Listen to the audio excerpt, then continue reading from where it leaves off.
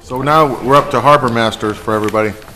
Also known as Harbour Master. Harbor Master, sorry.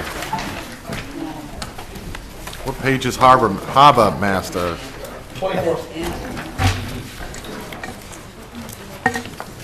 24.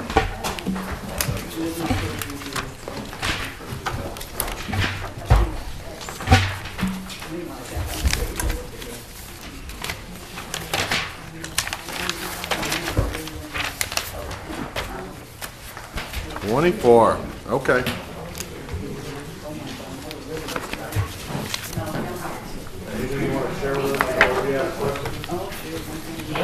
Self-explanatory. It was last year. I know that we started, I believe we had an article at town meeting where part of your, was it deputy harbor master was going to be paid out of, Correct. is that reflected in this budget? That is requested in the budget and reflected in third line. It says deputy, and it should be listed under FY other funds, 38,546. Okay. I had mine on. Would you like me to repeat it? Might be worth it just for the, it's on now. Okay, we are reflecting the other funding for the deputy harbor master. It's the third line item under 15 for other funds. So that's not coming out of the general. As well as the seasonal.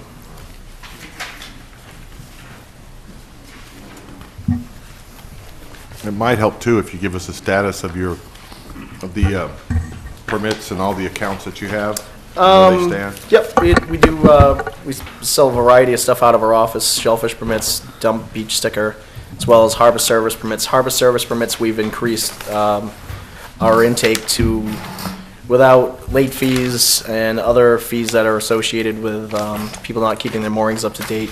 We bill out just about 161,000. We also collect about 45,000 in boat excise tax. Beach stickers, I think we're averaging between 148 to 155,000. Shellfish permits, we average around, I think it's about 68.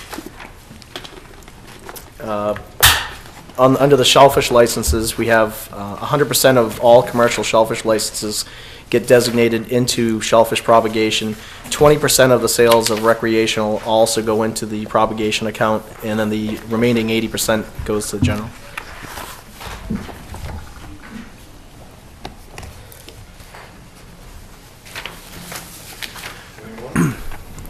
Yeah, I think one of the things on there is what few people would actually realize is how much revenue that the Harbor Master's office brings into us, and they're the ones that have been, well, along with the many hats, that's the department, Gary and Marietta, that have been helping with the parking kiosks and really making sure that that's been the success that it has. So I really appreciate all their help on that. And if you look at this budget, you'll see that we're trying to use in the legal manner some of the revenues that they have, and I appreciate Mr. Buckminster working with me on it, because in all honesty, there's other things that could be done with the waterways that could help with the boating and such. So We try to focus a lot of our projects under things that we can fund solely, and it doesn't have to come out of the capital. It doesn't have to come out of the general fund. I mean, obviously, on our budget, we do have to fund some portions. I can't fund everything. It's just not legally allowed. We do have a portion that does come out of what you guys and Derek propose to us or allow us to take. But we try to offset things as much as possible with funds that are pretty much protected under state laws that we can't do anything else with. So. Do you have any big projects coming up? At least like in 15? 15, I'm hoping this fall is going to be we've got a lot of building that needs to go on. We're trying to do everything in-house because it saves us money, so we're building all of our own docks. We do all our own installs, with the exception of some bigger things like pilings and things of that nature. So 2015, I don't foresee any big infrastructure changes, but we are looking at a a few major issues coming down the road. One is the onset boat ramp. We're waiting for some funding through the Bouchard oil spill money. If we get it, it's basically apply and try to see who gets the till. So onset boat ramp is in dire need of replacement, and we're looking at probably about $150,000 to $175,000, and that's to replace existing what's there. We wouldn't be making it bigger. We wouldn't be changing it. The other thing is the onset pier. We're at its max life expectancy with the metal sheathing. I pulled into the pier the other day, well, not the other day, going back a couple weeks now, with our boat, and my wake washed up against the pier, and I had a cloud in the water, and upon further study, we have a huge hole on the side of the pier, and it's undermining all of the materials in the back of it. So, we're going to be looking at, obviously, funding sources for that. That's a multi-million-dollar project because they encapsulate the pier, and the pier actually will be a little bit bigger than before because they just keep building outside of it. So that's going to be one of the two big projects that I think we're going to start to foresee in the future.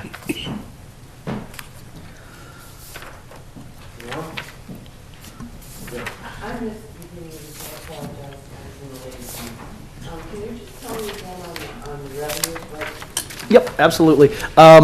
Without fines and additional fees under the harbor service permits, we bill out $161. Yep, and then under boat excise taxes collected, we do about $45,000.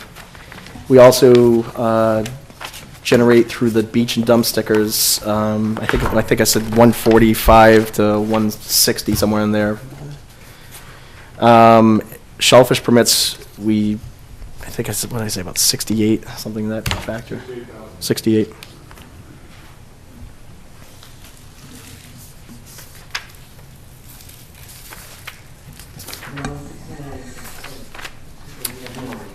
Yes, correct. Yeah, the largest, the 161. So, and we usually, we usually get about 17,000 in fines and other fees collected.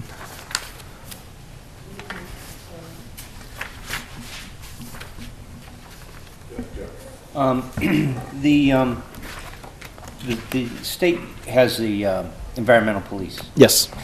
If they come in and write a violation, where does that revenue go? It goes to the state. It does. It's supposed to split it, but I don't know if we see much of that. They get federal grants also, which is supposed to divvy up to towns, and we never see that either. So they've actually become they've really grabbed all their tickets because we can write under the same chapters as them, the Chapter 90B, Chapter 130, things like that, and they've actually stopped giving out ticket books on top of it. So we're not really sure what. Well, with traffic enforcement, I thought that we also got a piece back. I'm assuming in traffic enforcement. So I didn't know if it worked the same way. It's supposed to. It was supposed to go, a portion was supposed to go to the town. So that's why bylaw citations on our end of it are just better. But you can't, there's a lot of things that the bylaws just can't cover. Now, do you find that anything that you do is duplicate of what they're doing? Or Pretty much, we don't see them very much. You've got one officer that covers from Westport to Plymouth, basically, and he covers a little portion of the Cape.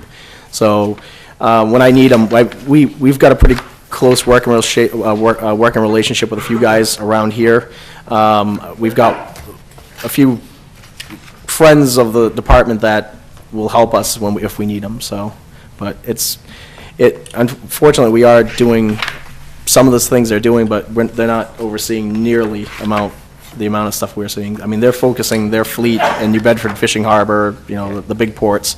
So, and now like the Homeland Security thing is just, blossom. So they're going to all these different things also. all right. Not to, just so, for my own understanding, what is the, how far is your jurisdiction out? Everything within Wareham. It's just Wareham boundaries. We do fresh water, we do salt water. It doesn't exceed past it unless you do like a transfer of power. If I go into Bourne or something, it's like what the police do. We notify Bourne if a stop carries into their town, and our powers would carry over at that point.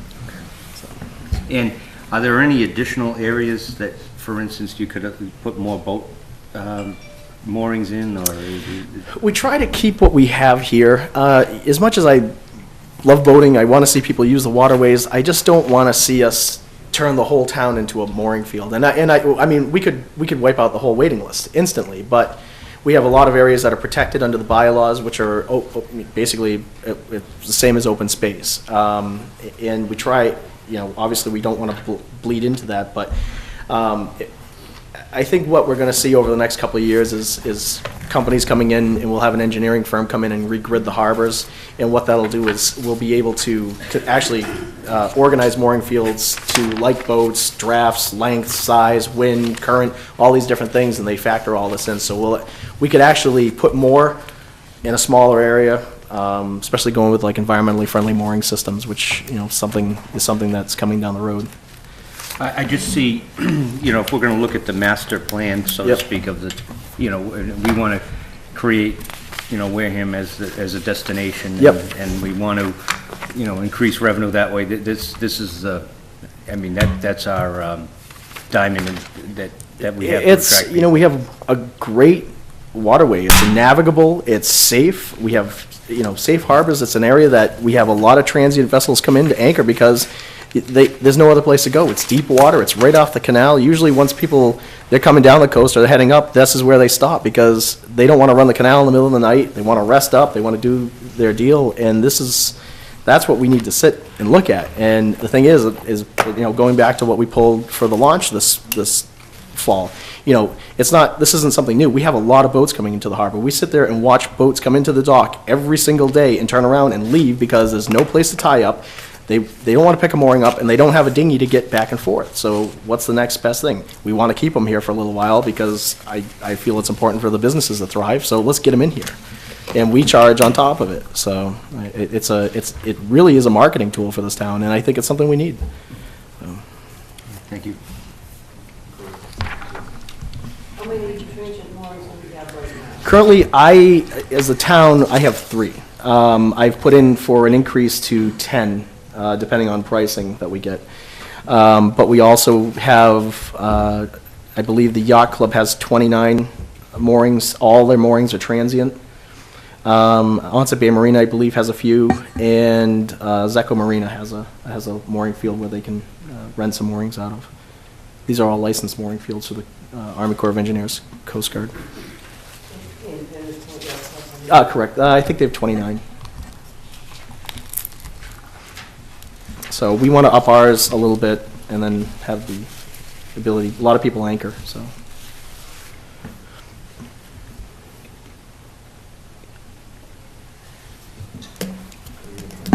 Okay.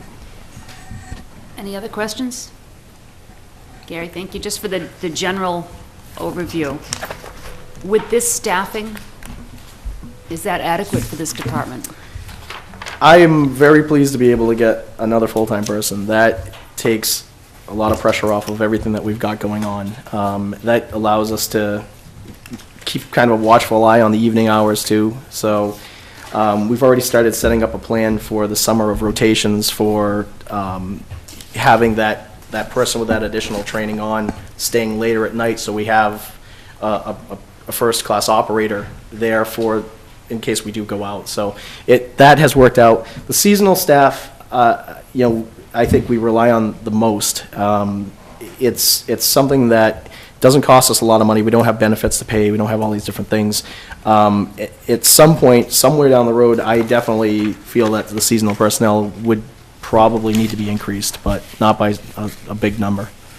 I'd like to see maybe 2 or 3 new seasonal people on top of our staff. We get 7 people, and it's a 7-day a week, and we try to keep it open till 10, 11 o'clock at night. So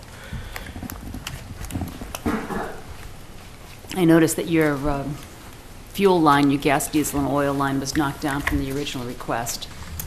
Yep. Is that realistic? Unfortunately, with the patrol boats, we can't bring them up to municipal maintenance to fuel them. So I'm stuck with paying, marina rates. So it does cost a little more. Oh, and I meant, is So- it realistic that we've been reduced from the 14.5 to 12.5? Is Yeah, we gonna can be able to manage it. make it for that? Yeah, we'll make it work. So if, we're trying to, like I said, that's another thing we're trying to offset costs with, so.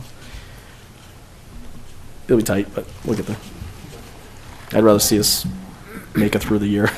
And you weren't here when I was asking the earlier question. Obviously, I think that your department functions beautifully. It's a real Thank you. asset to the town.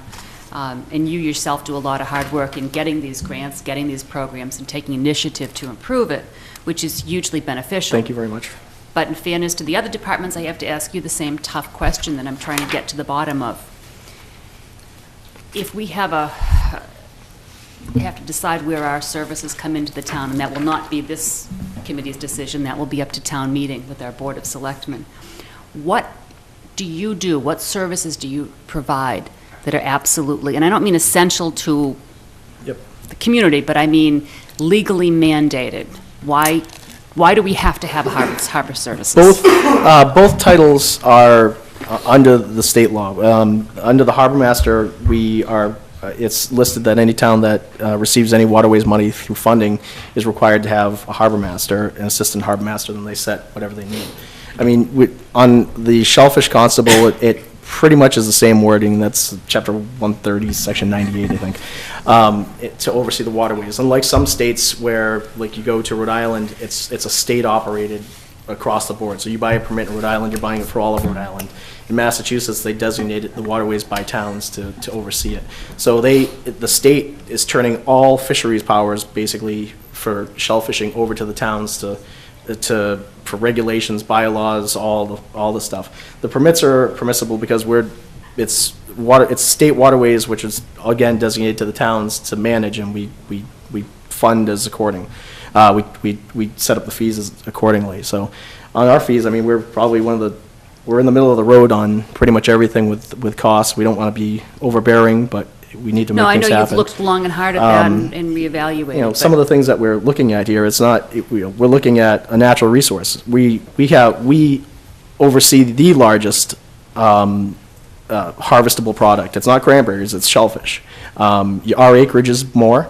We've got close to 2,000 people at Shellfish. We're dealing with health issues, we're dealing with Vibrio, we're dealing with things that could kill a person, basically, if we're not out there doing the water samples with the state, taking in these areas, managing the locations, seeing what people are doing.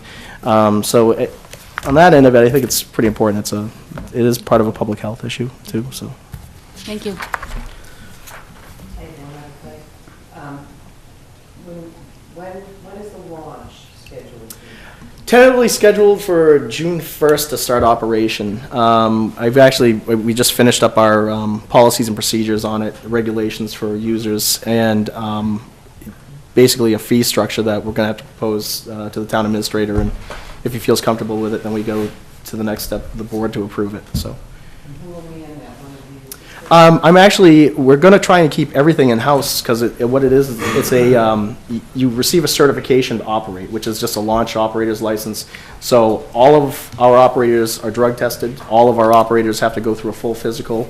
They get a Coast Guard certification, a Twix card, which is part of the Homeland Security, Department of Homeland Security. So I'm trying to keep it all in-house with everybody that we use for all of our seasonal personnel. The people that are working in the office, they're going to be going out on the launch.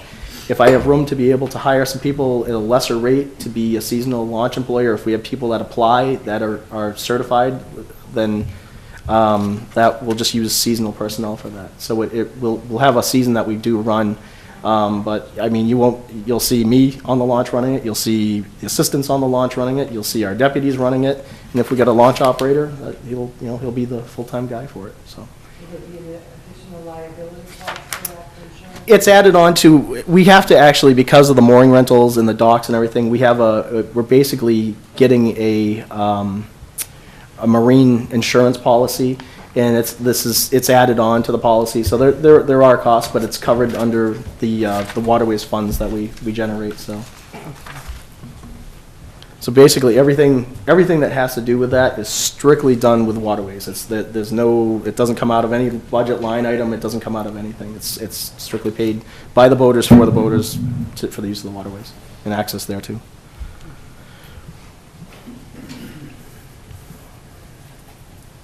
That's it? Wow, you're lucky you came in after pizza. We're all really happy.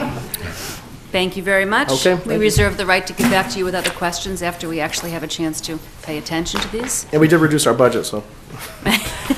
And you're generating money. Next one, you have a couple of articles that are coming up. Yes, actually, the articles that will be coming up to town meeting will be for those numbers to get where they're at, basically. So it would be for the seasonal, the full-time deputy, and that's it. So, So these two, the 38,000. Yep, correct. 40,000 will be articles? yes, the 38, the Okay. 572, and the 40,000, or 570, something or other.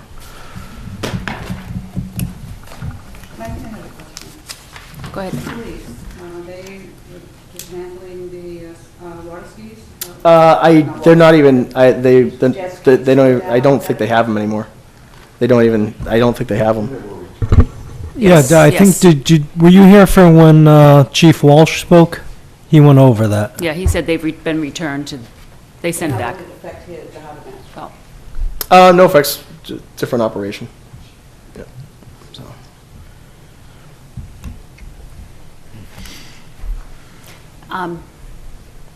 leading question. Was it beneficial to have them?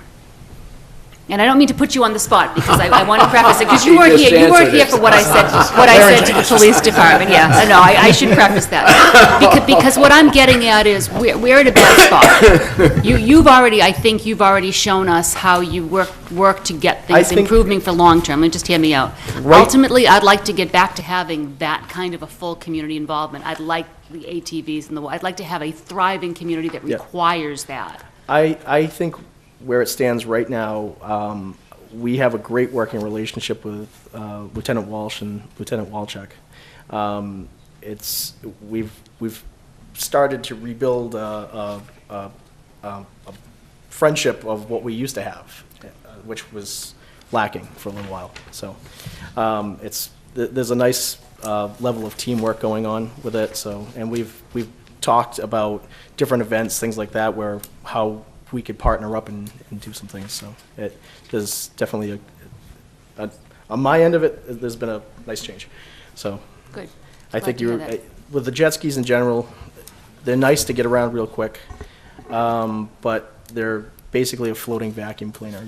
They pull things in, the drives, it's an expensive thing when it breaks, it's expensive to replace. We had one and it was not beneficial to us. It was nice to get around. People didn't know you coming up and all of a sudden you're there, but the costs outweigh it. Okay. And there's a lot of personnel, there's personnel costs that follow that too, so it was a different manning, so. Thank you. Just to follow up on that, I mean, you work in conjunction with a lot of other agencies too, the Oh, yeah. environmental police, et cetera. Yep. You got a good working rapport with them? Yeah. They pitch in, especially in We've the actually seasonal built time? a very good relationship with the State Police Marine Unit. So the gentleman that's in charge of the State Police Dive Team, he and I have been doing a lot of things together. And he's actually going to be coming down with a few of their higher-end scan devices, and they're going to be working with us on training and some other issues. So, and it looks like the state police are actually going to be putting a boat somewhere in Buzzards Bay, but we're not sure where. So we're trying to. I'd like to see them drift this way because they're a pretty good operation, and that's they let the state pay for it, So. Wonderful.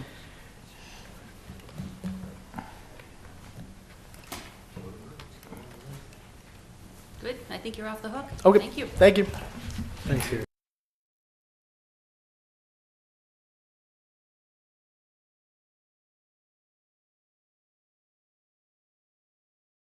Mr. Matthew Underhill, our IT director, and probably the person that gets spread thinnest out of anyone around here. So having him here is very nice, and let's hope there's no catastrophes in the meanwhile.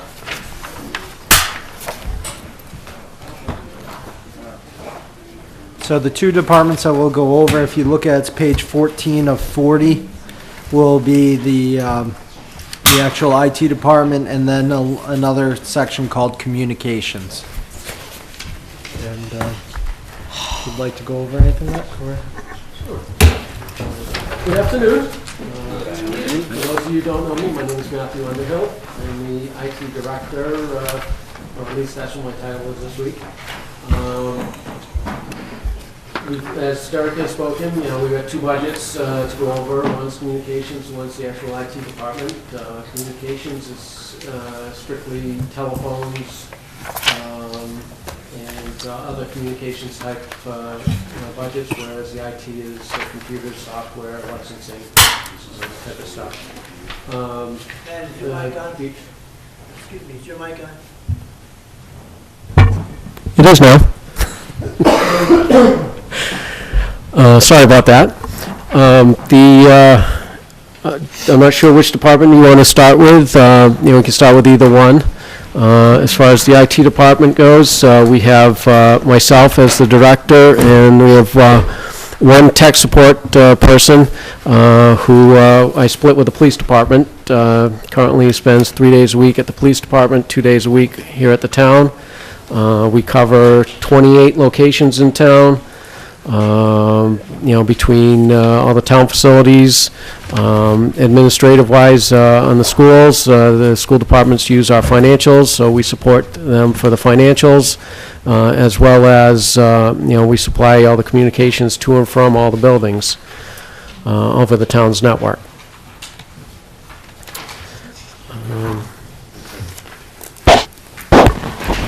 The salary for the support technician is fully in the IT department, though, correct? Correct. As of last year, it was strictly under the police department, and we moved it out from under the police department for fear that it was going to be cut for some other position. So we moved it out from the police department and put it under the IT department.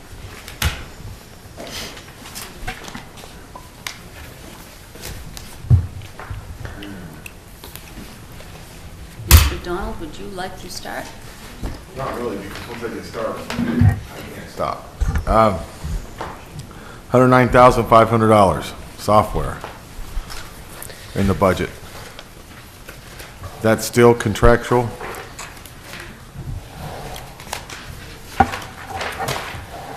What I'll do is I will actually email the board all my detail. I'm sorry, but I kind of was off the list and didn't know about the meeting until this morning. Shame on whoever sent that list out. So I will get you all the detail. The $109,000, I will have to, that $109,000, $60,000 of that goes to Microsoft. Licenses? It was licensing. $17,000 of that goes to Citrix, which is additional licensing for the virtual servers. Then we have licensing for our web filters, our firewall, our video surveillance systems that we have in town. It's licensing for that, as well as the communications to and from the cruisers back to the police station. Software that we use to allow that communications is we have to license that. That's all part of the software itself. Probably not the right time or place to tackle the issue of the virtualization, because the 60K has a direct correlations with that. So even though we're paying 60K, we're most likely not getting the benefit of that 60K at this point. That Microsoft licensing itself, yes, we are getting the benefit. Okay. That is actually for the licensing for Microsoft Office, for the desktop, for the end user. We have 200 computers, desktop computers across the town, as well as another 30 computers in vehicles, mobile computers. So that is for the Microsoft Office licensing, as well as the Microsoft Windows and server licensing. So we are getting the use of that benefit.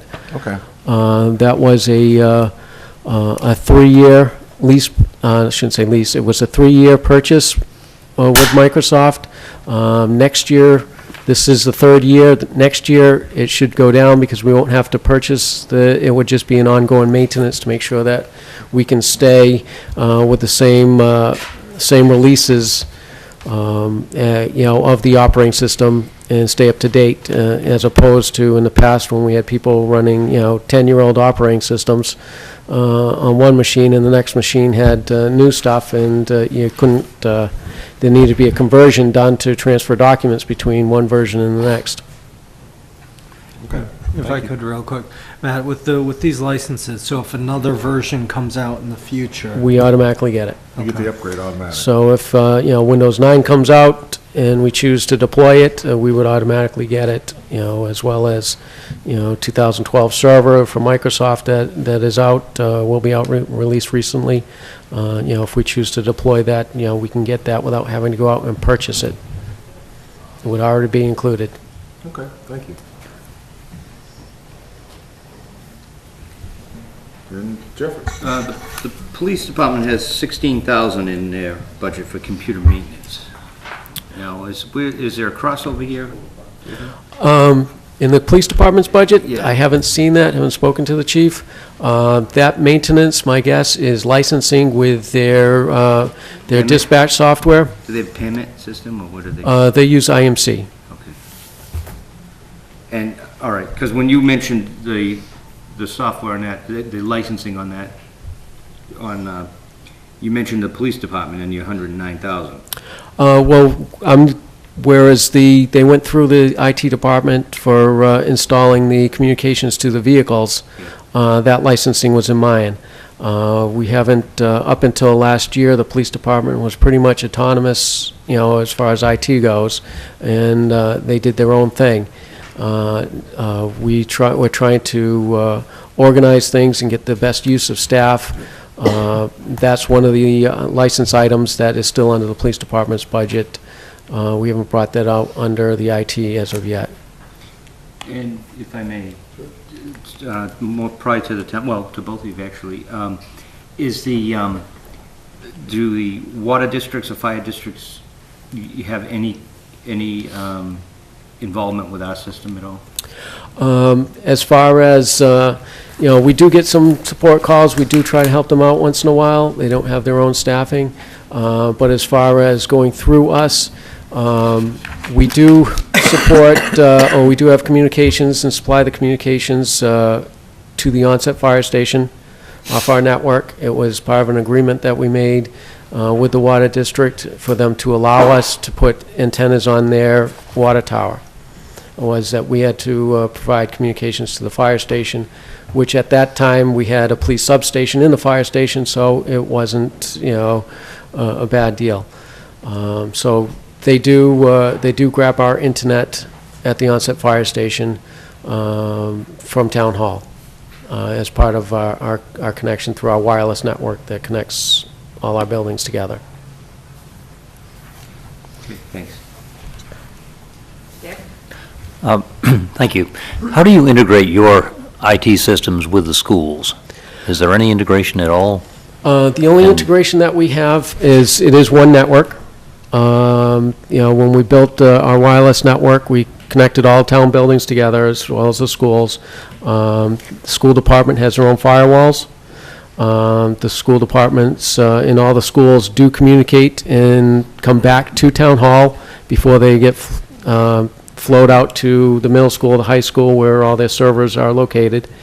The school departments do use the town's financial system for their accounting and bookkeeping. As far as student records and the school department's email and, their website, that's all done by the school department's IT department. We do, where it is one network, we do communicate back and forth a little bit, as far as trying to, when there's an issue. But outside of that, the school department has their IT staff, and they maintain their own stuff. So you're the IT director, and you take care of the town hall. It sounds like the Wareham Fire Department has their own IT group.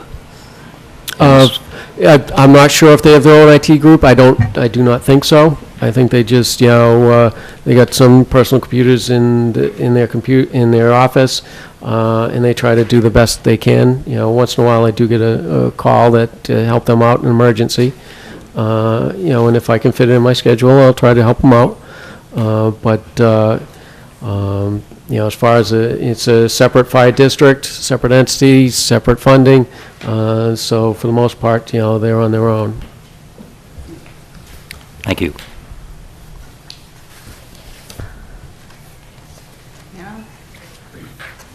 Compatibility. When you set up this new system, and I know they set up a new accounting system for the treasurer's office, is every department linked into that so that they can go directly through their network, right, electronically, right in, send their reports right in? Every department is connected on the town's network. The only two buildings that are not connected is the Spinney Library and the police substation in Onset. There are two in the newest buildings that were added to the town's, I guess, the town's responsibility, and they're too costly for us at the moment to connect those buildings. But outside of that, every department does have access. Every department, all the financials for the whole town, whether it be municipal maintenance, the sewer department, the police department, the harbor master's office at the pier, all those financials, all their user documents are all stored at Town Hall. And they all, So the Town Hall is a central hub for all the departments. so everybody's running basically the same program, so they all are compatible. Everybody's using the same financial systems. Everybody's using pretty much the same operating systems. I shouldn't say same operating systems, but they're all using Windows operating systems. They're all using the same Microsoft Office products. As far as that goes. Now, each department does have their own specific software. Inspections, there's a permanent licensing.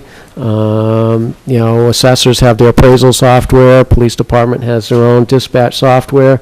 So every department, for the most part, does have their own specific software that is specific to them. But as far as financials go, yes, all the departments are connected and using the same software. Okay, thank you.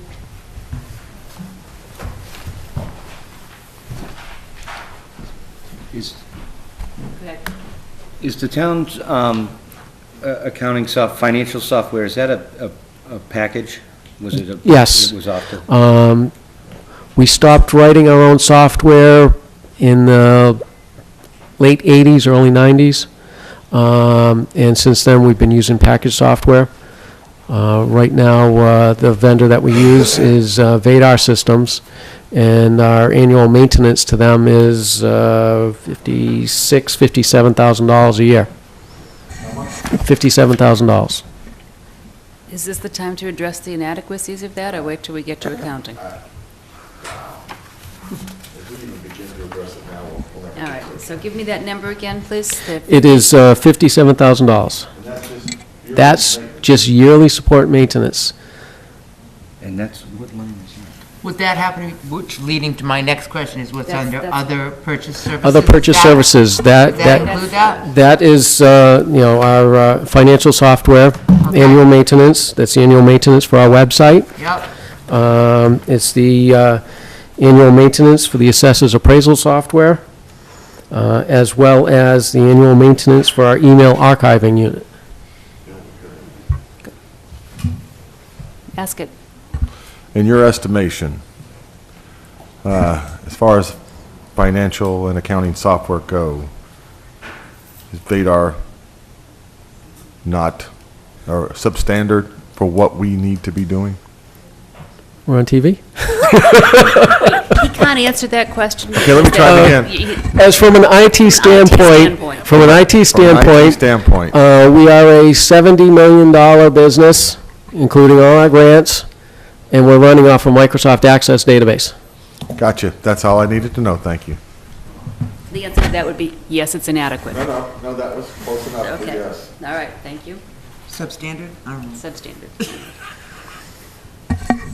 That's more for the finance director and the town accountant to determine whether or not Laying for the their services. From the IT standpoint, we're using a personal software for a personal computer in Microsoft Office for our financials. Probably could have asked that question 8 years ago and saved some aggravation. All right. It was, we purchased it anyways. Good. What was the other department? Communication? Communications should be, Communications, I think it's pretty page 15 on the document Derek handed. Unfortunately, ours is not in that order, so. This is telephones. We got, that is broken up into, I think I put it on the agenda. let's see, I got it right It here. has its own tab somewhere. So repair and maintenance, the biggest item there is the police department's phone system we replaced a couple years ago. The lease purchase is still built into that. So, outside of that, there's 9,000 of that 17,900 is still the lease purchase on the police department's phone system. The rest of it is, annual maintenance on the phone system from town hall, municipal maintenance, library, EMS. Those are all, the maintenance on those phone systems. The phone system in town, the main hub is town hall. Calls to the library, come into town hall, flow back there. Sewer department, come to town hall. Trying to get all our phone systems connected together. The voicemail system for the middle school, the police station, the superintendent's office, the mine at school, we're all at town hall. We're trying to develop a phone system in which, at some point in time down the road, all the phone systems hopefully will be connected together so that we have a one phone number, call it a 311 system. You call the number and you can get the superintendent or the police department, DPW, without having to have, separate phone numbers for every single department where people have to call. So that's what the maintenance is for, for the maintenance and upkeep on the town's phone system. The $25,000 for telephone, that is our actual telephone bills from Verizon for all the departments, with the exception of sewer departments. Those get charged back to the sewer department, to the enterprise fund. The rest of it is, we have 109 telephone lines in town, including, and then another 7 emergency call boxes over at the beaches, in case there's emergencies. Our average telephone bill is $2,000 a month, $2,000 to $2,100 a month. Is it web-based or landline-based? These are all landline phones. Yeah. We've looked at, possibility of putting T1 lines in. Problem with sometimes with the T1 lines is you put all your eggs in a basket. Especially at the police department, if it goes down, all your lines go down. We can continue to look at something like that for town hall. The problem with the lease lines is there's some added expense up front, to add some modules to the phone system to take in those. How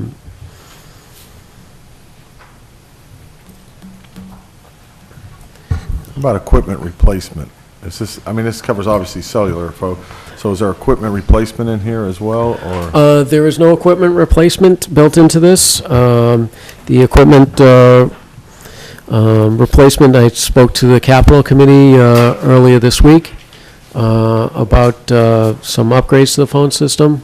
We installed this system 9 years ago, and some of the modules we've upgraded as we've gone along. The main modules at Town Hall, Avaya has announced within the last couple of weeks that they will no longer be supporting the release that we're at. And in order to go to the new software release, of course, you need a new module to go with it. The telephone system itself, as the voicemail goes, and the auto attendant, that's all on a PC based. So that, wouldn't be upgraded. It would just be the switches themselves.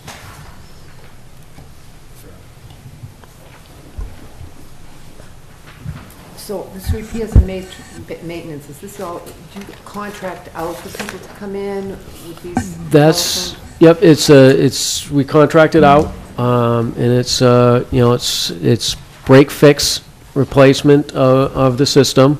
So if, somebody drops a handset, off their desk, or if the module, for instance, we had a lightning strike at the police station within the last year, and they came out that day and replaced the phone system at no cost to us,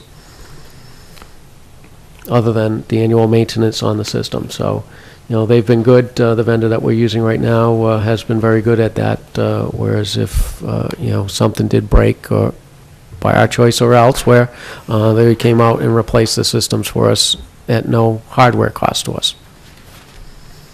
And you only have 2 employees, so you're all like a one-armed paper hanger. Correct. When I started, 30 years ago, we had 2 full-time, people, employees in the IT department. For town hall, they ran 1 computer, a dozen workstations and 3 printers. We're now branched out to 28 locations across town. From the sewer department, to EMS, to, computers in the boats and the vehicles. We also, have stuck with the responsibility of, video surveillance. If an issue happens at the police department, a break-in, it seems to be our responsibility to go to that business, try to get their video surveillance of the event to the detectives. So yes, we seem to be on call 24 hours a day now. And yes, there are, with only 2 of us, we are pretty thin. I should say.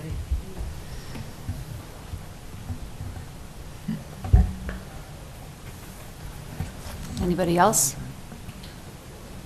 Okay. Thank you very much. I will not ask you the same question that I've asked the other departments, because I don't believe there's any legal mandate whatsoever to have you.